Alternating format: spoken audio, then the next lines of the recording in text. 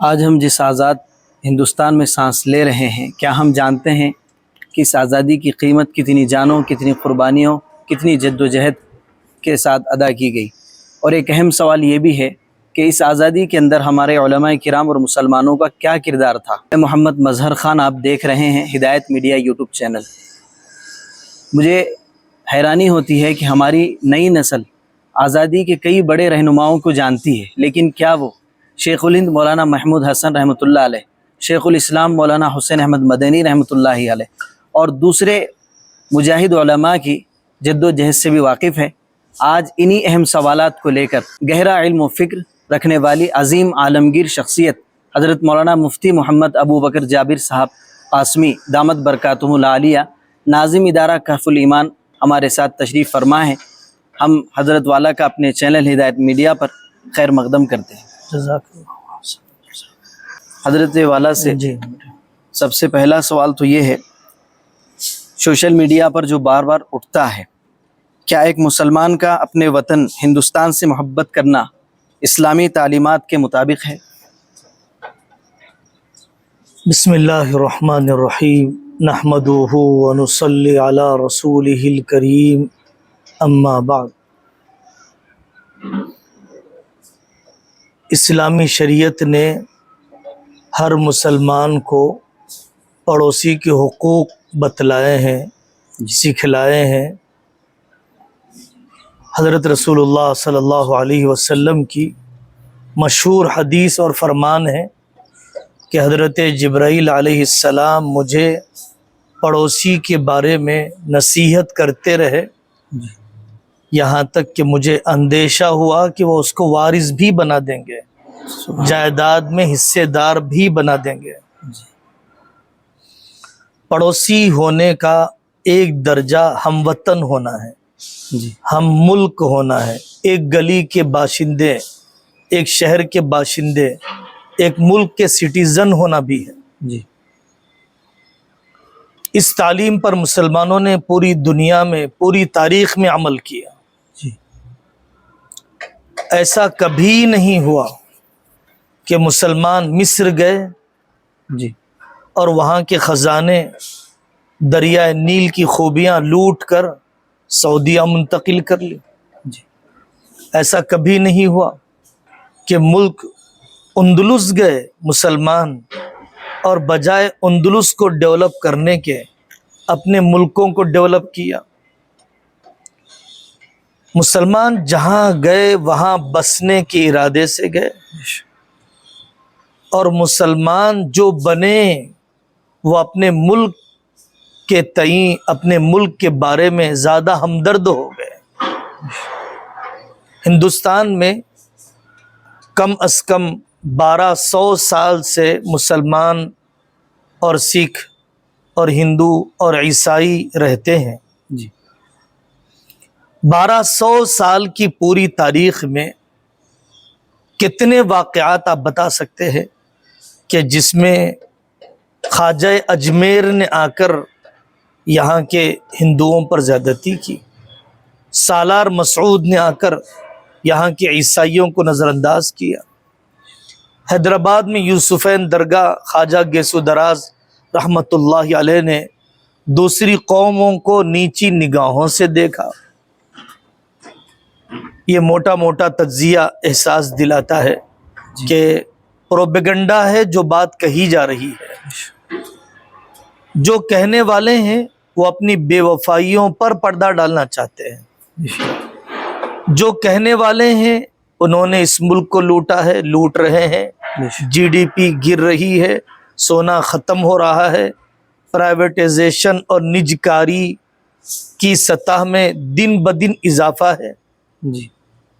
جو لوگ پروپیگنڈا کر رہے ہیں انہوں نے خود ہی اپنا پیسہ باہر کے ملکوں کے بینکوں میں رکھا ہے، انہوں نے ان ملکوں کی سٹیزن شپ حاصل کر لی ہے، ان کے بچے انگلینڈ میں، امریکہ میں تعلیم حاصل کرتے ہیں۔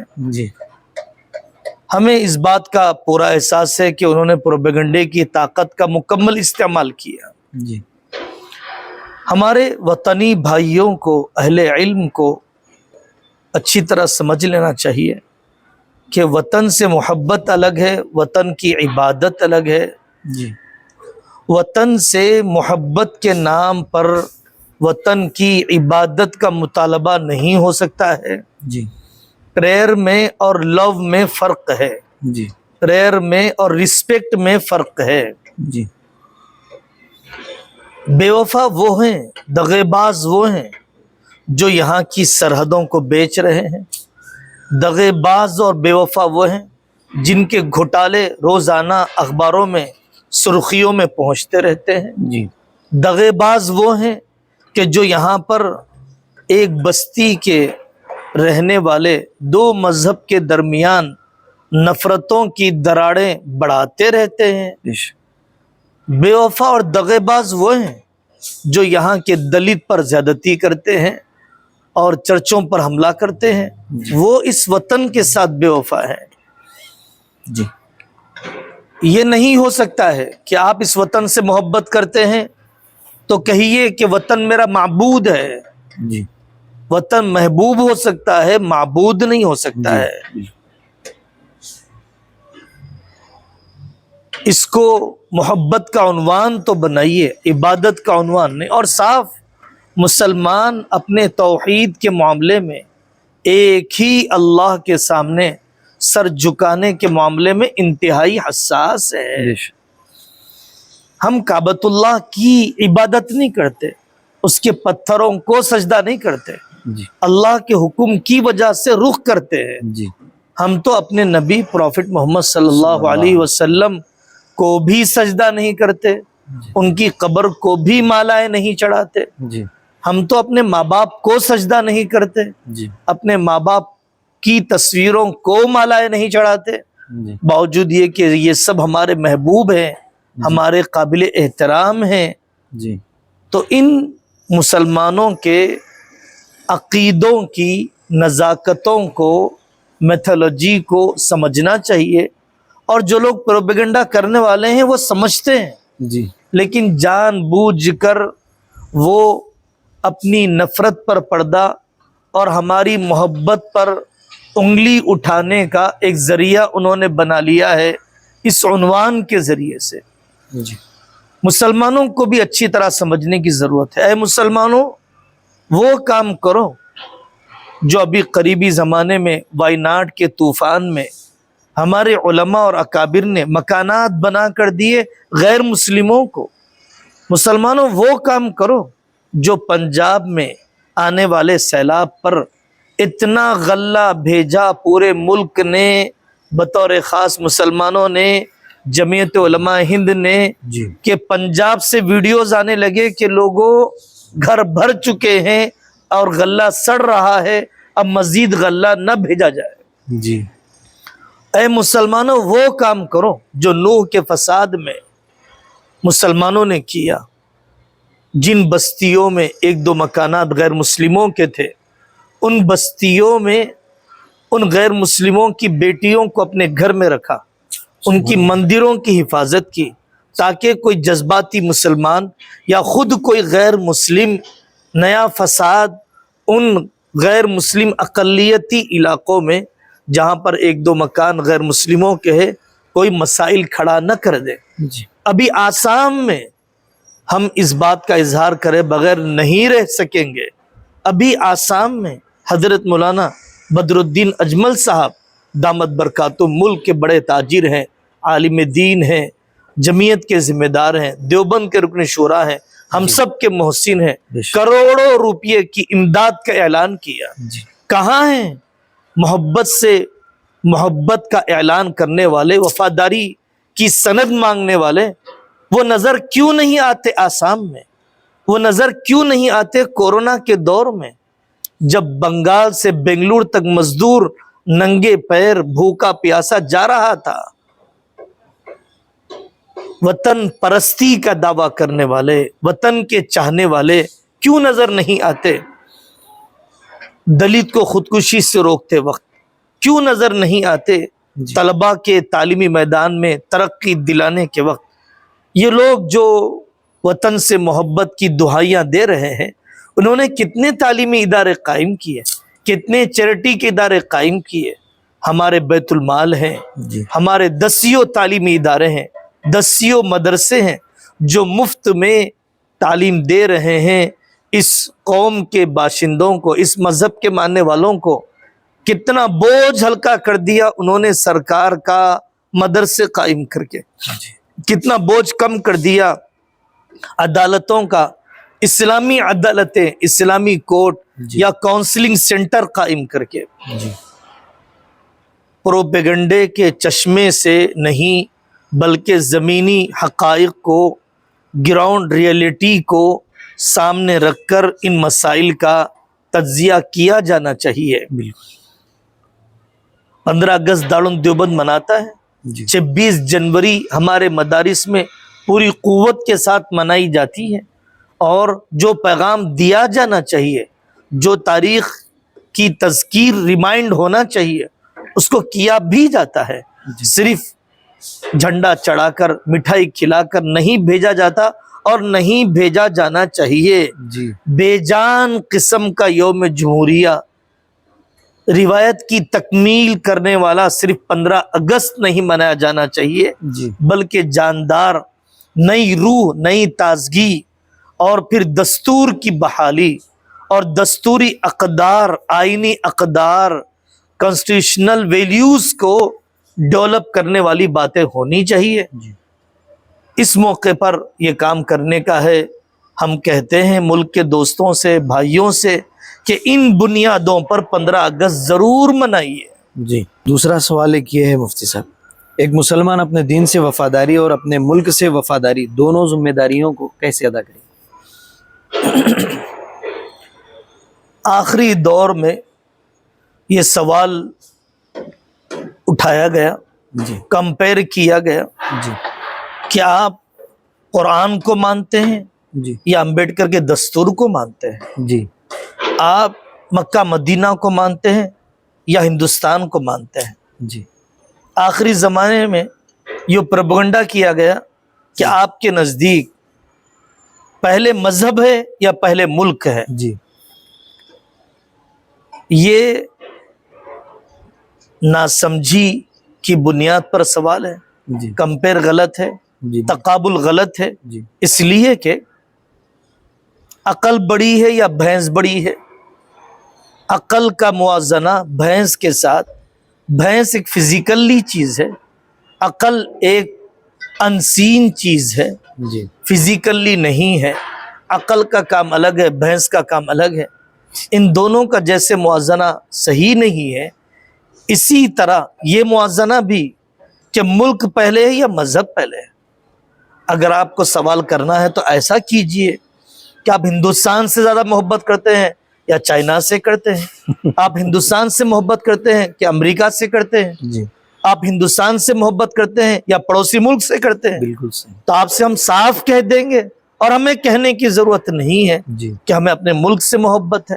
جی البتہ اگر آپ یہ سوال کرتے ہیں کہ آپ کی نظر میں اسلام زیادہ بہتر ہے یا کرسچینٹی زیادہ مذہب بہتر ہے، آپ کی نظر میں اسلام زیادہ بہتر ہے یا سکھزم بہتر ہے، جی تو ہر آدمی کا اپنا اپنا رخ ہے، اپنے اپنے بلیوز ہے، جی اس کو اپنی آزادی ہے۔ ہم اپنے اعتبار سے یہ سمجھتے ہیں کہ اسلام ہی ہمارے لیے، پوری انسانیت کے لیے سب سے زیادہ بہتر ہے۔ ہماری سمجھ، ہمارا مطالعہ، ہمارا تجربہ اسی قسم کا ہے، جی ہماری سوچ اسی قسم کی ہے۔ جی مذہب سے وفاداری کے لیے، جی اسلام سے وفاداری کے لیے ملک سے بے وفائی ضروری نہیں ہے۔ جی مذہب سے وفاداری، ملک سے بے وفائی میں کوئی جوڑ نہیں ہے، جی بلکہ جو مذہب کا وفادار ہوگا وہی ملک کا وفادار ہوگا۔ جو مذہب کا بھی باغی ہوگا، جو بے دین ہوگا، وہ ملک سے بھی بے وفا ہوگا، جی ملک کا بھی باغی بنے گا۔ جی ہم اس کو کامل مومن ماننے کے لیے تیار نہیں، ہم اس کو مکمل کمپلیٹ مسلمان، پریکٹسنگ مسلمان ماننے کے لیے تیار نہیں ہیں جو کرنٹ کا بل ادا نہیں کرتا۔ جی ہم اس کو مکمل مسلمان ماننے کے لیے تیار نہیں جو مکان کے سجے اور چبوترے وہ سڑک پر بڑھا دیتا ہے۔ ہم اس کو مسلمان ماننے کے لیے مکمل طور پر تیار نہیں جو ٹرین میں ٹکٹ لیے بغیر سفر کرتا ہے ہم اس کو مکمل مسلمان ماننے کے لیے تیار نہیں. جو سڑکوں پر سگنل توڑ دیتا ہے، لائسنس کے بغیر گاڑیاں چلاتا ہے، ملک کے وہ قوانین کا احترام ضرور ہونا چاہیے جو قوانین واقعتاً پورے ملک کی حفاظت اور باشندوں کی حفاظت کے لیے بنائے گئے ہیں. جی ہم اس کو مکمل مسلمان ماننے کے لیے تیار نہیں. جو چیٹنگ کے کام کو، پیپر لیک کے کام کو فروغ دیتا ہو، جی جو کسانوں کا احترام نہ کرتا ہو، ان کا احسان نہ مانتا ہو، یہ سب ہماری نظر میں اس کے اسلام کو کمزور، کھوکھلا اور بے وزن اور انکمپلیٹ کرنے والی چیز ہے. ایک سوال، ملک کی ترقی، امن، تعلیم اور عوام کی خدمت میں حصہ لینا ایک مسلمان کی دینی سماجی ذمہ داری کے اعتبار سے کتنا اہم ہے؟ یہ پیغام ہمیشہ مسلمانوں میں دیا جاتا ہے اور وہ بات دہرائی جاتی ہے جو حضرت مولانا ابوالکلام آزاد رحمۃ اللہ علیہ فرماتے تھے، اے مسلمانوں، اگر تم نے صرف اپنے بیوی بچوں کے لیے زندگی گزاری، اپنے ذاتی مکان کے لیے زندگی گزاری، اور تمہارے اوقات اور اموال، تمہارے وقت اور پیسے میں قوم کا کوئی حصہ نہیں، ملک کا کوئی حصہ نہیں، تو تم زندہ لاش ہو قوم کے حق میں، تم زندہ لاش ہو ملک کے حق میں. یہ بات کی یاد دہانی کی جاتی ہے مسلمانوں سے کہ من لم یہتم بامر المسلمین فلیس منا. جو مسلمانوں کے مسائل کا غم نہ لے، جو اپنے آڑوس پڑوس کے لوگوں کی تحفظ و بقا کا غم نہ لے، کیونکہ پورے جسم کی ترقی، پورے جسم کی صحت ہوگی تبھی اسے صحت مند کہا جائے گا. اگر پورا جسم بیمار ہے، صرف پیر صحت مند ہے، پورا جسم بیمار ہے، صرف ایک انگلی صحت مند ہے، تو اسے کبھی ترقی نہیں کہی جائے گی. اس کو ملک کا ڈیولپمنٹ نہیں کہا جا سکتا ہے. ہم تو پورے جسم کی ترقی چاہتے ہیں، ہر قوم کی ترقی چاہتے ہیں. کوئی ایک برادری، چند قسم کے تاجر اگر آگے بڑھتے ہیں اور باقی بیکورڈ اور پسماندہ اور بچھڑے ہوئے رہ جاتے ہیں تو یہ ملک کی ترقی نہیں کہی جا سکتی ہے. اس اعتبار سے مسلمان کو چاہیے کہ وہ ایسے کام ضرور کرے. زکوٰۃ تو مسلمانوں کو تقسیم کی جاتی ہے، ان فی المال حقا سوی الزکاۃ، اور زکوٰۃ کے علاوہ نفل صدقوں کا اہتمام کریں، غیر مسلم بھائیوں پر خرچ کریں، کھانا کھلائیں اسپتالوں کے باہر جا کر، فروٹ کھلائیں اسپتالوں کے اندر جا کر. آج کل SIR کا کام چل رہا ہے. ہم سمجھتے ہیں کہ سب سے بڑی مدد اس وقت یہ ہے کہ غیر مسلم بھائیوں کو بھی توجہ دلائی جائے ان کے ڈاکومنٹس کی درستگی پر. بہت سی تنظیمیں بلانکٹ تقسیم کرتی ہیں ہمارے پاس، اور بہت سی تنظیمیں ڈائلیسس سینٹر چلاتی ہیں بغیر کسی مذہب کی تفریق کے، اور بہت سی تنظیمیں راشن تقسیم کرتی ہیں. ابھی ہماری حاضری ہوئی احمد آباد، تو وہاں پر کھانے کے ٹفن تقسیم کیے جاتے ہیں مختلف گھروں میں، مسلمانوں میں، غیر مسلموں میں کھانے کے. ایسے بہت سے کام ہو رہے ہیں، کرتے ہوئے بھی ڈر لگتا ہے کہیں لوگ ان بنیادوں پر کچھ تکلیف نہ پہنچا دے. لیکن ہمارا پیغام محبت ہے، جہاں تک پہنچے ہر حال میں ہمیں جمہوری اقدار میں حسن نیت اور نیک نیتی کے ساتھ کرنا ہے. اور ایک اہم سوال حضرت یہ بھی ہے، انگریز ہندوستان چھوڑ گئے، لیکن کیا ہم فکری اعتبار سے بھی مکمل آزاد ہیں؟ تاریخ کے اس پہلو کو بہت گہرائی کے ساتھ دیکھنا چاہیے. 200 سال کی جنگ آزادی کے بعد واقعتاً برٹش گورنمنٹ نے اور برٹش کالونیزم نے اور برطانوی سامراج اور برطانوی استعمار نے اس ملک کو چھوڑ تو دیا، لیکن اسی وقت سے مختلف سرحدوں کے جھگڑے اور اسی وقت سے ہندو مسلم دوریاں پیدا کرنے والے شوشے اس نے چھوڑے ہیں. برٹش گورنمنٹ کے دور میں جو ہسٹری لکھی گئی وہ اسی انداز میں لکھا جانا شروع ہو چکی تھی کہ جس میں اورنگزیب اور شیواجی مہاراج اور ٹیپو سلطان اور مختلف ایسی پرسنالٹیز جو واقعتاً اس ملک کی سرحدوں کو بچانے والی اور اس ملک کی سرحدوں کو بڑھانے والی شخصیات تھی، ان کو مجروح کرنا، ان پر کیچڑ اچھاڑنا اسی وقت سے انگریز نے شروع کیا۔ یہ جھگڑے یو ایس میں کیوں نہیں ہیں؟ جی یہ مذہبی فسادات جاپان اور چائنا میں کیوں نہیں ہے؟ جی یہ کھچاؤ تناؤ کی فضا اس ملیشیا میں کیوں نہیں ہے جہاں پر مختلف قسم کے مذاہب رہتے ہیں؟ جی امریکہ 50 اسٹیٹس کا نام ہے، الگ الگ مذہب ہیں، بعض لوگوں کے کانسٹیٹیوشن بھی الگ ہے، لیکن انہوں نے کامن پوائنٹس کو لے کر اتنے بڑے رقبے اور اتنے بڑے زمین کے حصے کو اپنے قابو میں رکھا ہے۔ جب تک ہم ان نان ایشوز کو نظر انداز کر کے، غیر اہم مسائل کو نظر انداز کر کے، اہم مسائل پر، بے روزگاری پر، نان امپلائمنٹ پر اور تعلیم پر، ایجوکیشن پر، پیس اور امن پر، جسٹک اور انصاف پر، محبت پر جی جب تک ہم فوکس نہیں کریں گے، ملک کی ترقی کا تصور نہیں کیا جا سکتا ہے۔ جی ایک نوجوان کو کن غلامیوں سے آزاد ہونے کی ضرورت ہے آزاد ہندوستان میں؟ نشہ، بے حیائی، سوشل میڈیا کی لت، جہالت یا احساس کمتری؟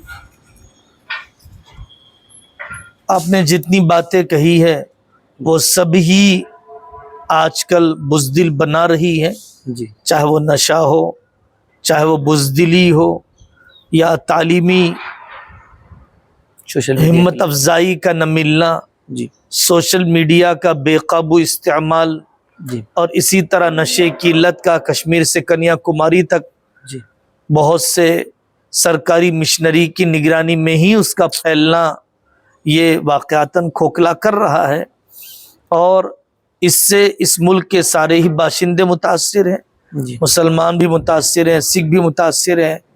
آپ اگر ریہیبلیشن سینٹرز جائیں گے، آپ اگر اولڈ ایج ہوم جائیں گے، اگر آپ بچوں کی جیل میں جائیں گے، تو آپ کا اندازہ ہوگا کہ ہر قوم ان مسائل کو بھگت رہی ہے۔ جی قتل کے واقعات، ماں باپ کو قتل کرنے کے واقعات، لوٹنے کے واقعات، بے حیائی کے پھیلنے کے واقعات بہت عام ہوتے جا رہے ہیں سماجی ان برائیوں کے نتیجے میں، جی اور کمیونٹی کے کھوکھلا ہو جانے کے نتیجے میں جی کرنے کے کام کی طرف آنے والے نوجوان پائے ہی نہیں جاتے ہیں۔ نوجوان سوچ ہی نہیں رہا ہے جی کہ میں کسی بیوہ کا وظیفہ دوں جبکہ وہ اپنی بیوی کو نہیں دیتا، کسی یتیم کی کفالت کروں، اورفن کی کفالت کروں، اسپانسر بنوں، وہ اپنے بچوں کی فیس ہی نہیں دیتا۔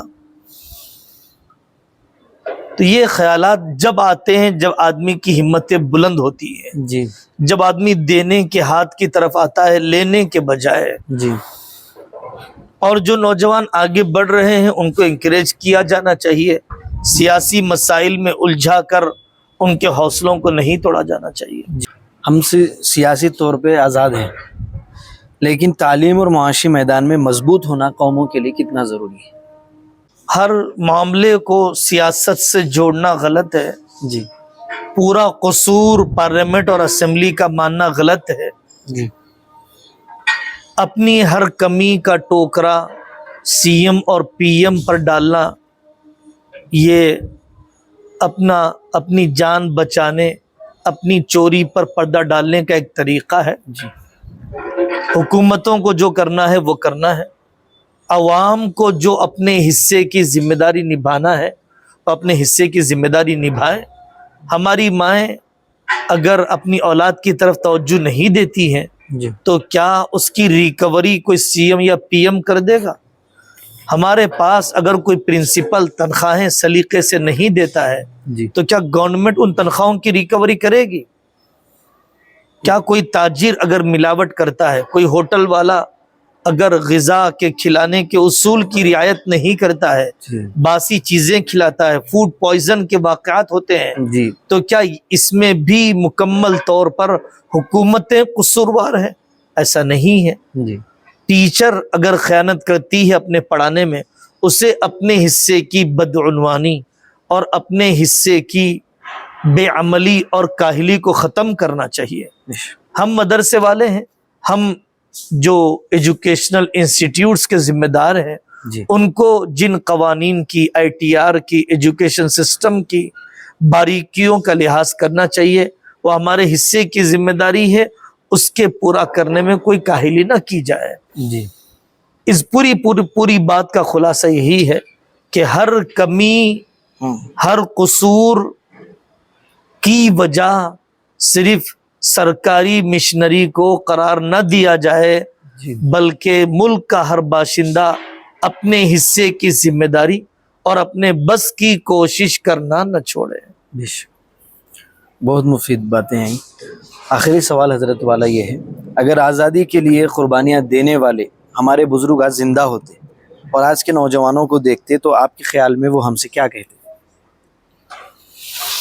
وہ تقریریں جو حضرت مولانا ابوالکلام آزاد رحمۃ اللہ علیہ کی ہیں، اور وہ خیالات جو حضرت مولانا حسین احمد مدنی رحمۃ اللہ علیہ کے ہیں، اور وہ کتابیں جو نہرو نے یہاں پر بطور خاص لکھی ہیں، اور امبیڈکر نے جو خواب ہمارے اس ملک کے بارے میں دیکھا ہے، ان سب کو سامنے رکھتے ہوئے نوجوانوں سے یہی کہا جائے گا کہ جوانی کا ہوش اور جوانی کا جوش اور بوڑھوں کا ہوش، ان دو کو ملا کر کام کیا جائے۔ جی ریولیوشن اور انقلاب ایک پروٹیسٹ اور ایک احتجاج میں نہیں آتا، بہت ہی آرگنائز اور بہت ہی منصوبہ بند طریقے سے آگے بڑھنا پڑے گا۔ محض دشمنوں کو للکارنا کافی نہیں ہے، گراؤنڈ پر بہت تفصیلی محنت کرنے کی، افراد سازی کی ضرورت ہے، اور حکومتوں کے مقابل بن کر چلنے کے بجائے معاون بن کر، کوآپریٹ کر کے چلنا چاہیے، جی اور مفید مشورے دینا چاہیے، جی اپنی تعلیم کا نقصان پہنچائے بغیر جی ایسی کوششیں کرنا چاہیے، اور کر رہے ہیں، اور اس کی قدر ہے ہمارے دلوں میں۔ اور اسی طرح اپنے ان بڑوں کی تحریروں کو دیکھنا چاہیے جس میں انہوں نے اس ملک کے لیے، اس کے دستور کے بچانے کے لیے جو طریقے لکھے تھے، انہی تجربات کو لے کر ہمیں آگے تجربہ کرنا چاہیے۔ وآخر دعوانا ان الحمدللہ رب العالمین۔ بہت ہی قیمتی باتیں ہمارے سامنے آئی۔ اللہ تعالیٰ حضرت مفتی صاحب کے ان قیمتی جوابات کو ہمیں محفوظ کرنے کی اور ان سے بہت کچھ سیکھنے کی توفیق عطا فرمائے۔ دوستو، آزادی ہمیں بغیر قیمت ادا کیے نہیں ملی۔